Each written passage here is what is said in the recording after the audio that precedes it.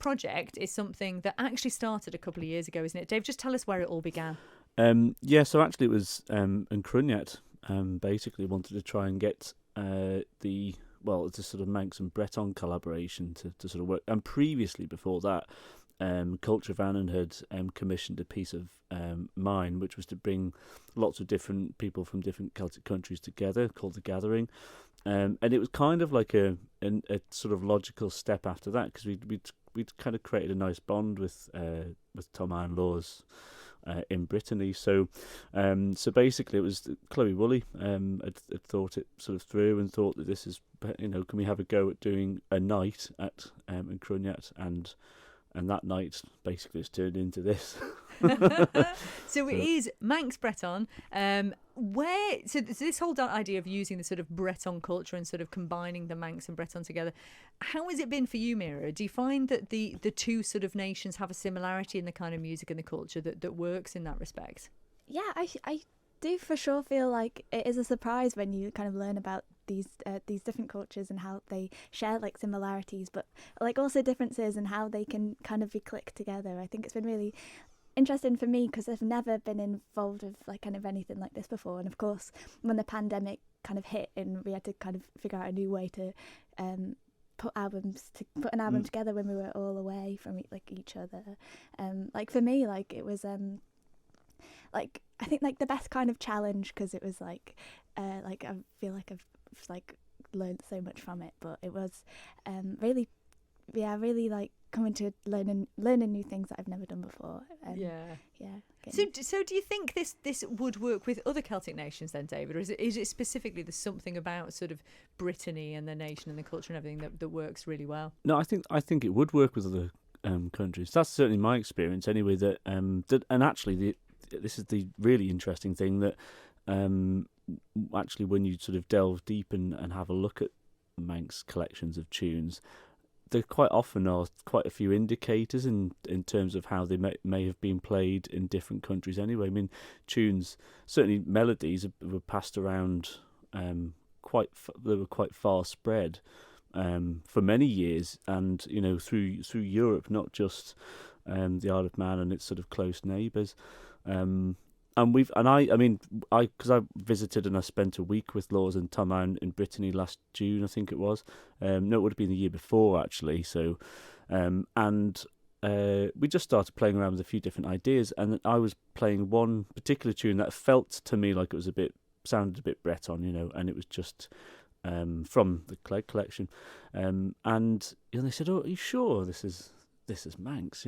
It's like, it sounds like a Breton Larry Day, they called it, and it was basically a dance, and it sounded so familiar. And even their friends, the musician friends, they said, yeah, they were very puzzled about this, that's the really interesting thing. And I think the more you dig into it, the more you find these connections, and yeah, there's a lot of similarity. I have to say, going back over, actually, there's a fabulous video that Culture Vannon posted of the performance at Crunyat, which is wonderful. And there are a number of the different tunes, like you said. I was sort of listening to them thinking, now, is that Manx or is that from Brittany? Because there is that sort of real kind of similarity. We'll hear some samples of that in just a moment. But Mira, so Dave has mentioned Laws and Thomas. Tell us a little bit about the two of them, because you two are the Manxies that are representing. Yeah. So we know you as a harpist and composer. We know Dave as everything, multi-instrumentalist and every composer.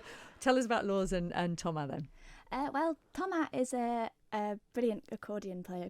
Yeah. And Laws is the singer that you heard on the track. So yeah, very like kind of style-wise like unique, and I've never heard anyone play the way they play together. And really lovely chaps, really, and really kind of like good at getting us to work together, with all these restrictions that we've had. I feel like we've made it work really well. They're very easy, aren't they? Yeah. Laws especially. Yeah.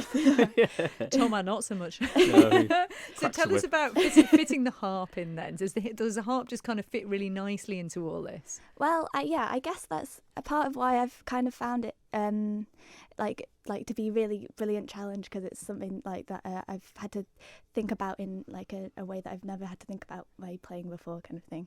And I feel like it's been nice to kind of dance on top of you three, and see how I can like decorate things and that kind of in that kind of sense, enhance it. Yeah, absolutely. Yeah. I can imagine. So then, Dave, how do the tunes themselves and the songs come together then? And especially because, as we were hearing from Mira before, of course, the album itself that we're talking about today has actually come about through COVID. So how have the compositions come together? Well, originally they came together when we met here in the Isle of Man for Cruniet. And we spent a week together on the island came up with some songs and music and, like Mira said, sort of embellishments. And it was more about just trying to sort of make them sort of musical pieces in their own right, without just sort of sticking two things together. And the more we worked at that, the more it just sort of felt natural, But I then visited Tom in Glasgow about half a year later, and we started to really sort of think about how we'd created that here and whether there's any better things we could do. It's sort of an iteration, really. So we sort of had an idea already before we got into COVID as to how it might work, but I hadn't recorded anything. So we literally had to find all sorts of weird ways to just kind of get guides down and then send it round to each other, and that did the rounds a couple of times until we were sort of happy with it. So it's taken quite a while, hasn't it? Yeah, But yeah. and of course, and you've been at university as well, so you were recording some of that there.